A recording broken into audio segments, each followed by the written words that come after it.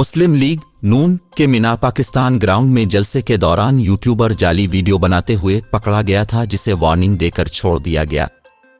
Police के मुताबिक YouTuber ने खांचा फरोश बच्चे को पैसे देकर ड्रामा रचाने की कोशिश की थी और बच्चे से कहा था कि वो रोते हुए कहे पुलिस वालों ने मुफ्त में सेवैयां खाएं और पैसे नहीं दिए। पुलिस का कहना था कि लोगों ने यूट्यूबर का ड्रामा देखकर पुलिस को इत्तला दी थी। यूट्यूबर ने डीएसपी शाहदरा मकसूद गुज्जर के सामने ड्रामे का एतराफ़ किया था। पुलिस ने बताया कि डीएसपी ने यूट्यूबर को समझाया और वार्निंग देकर जाने दिया।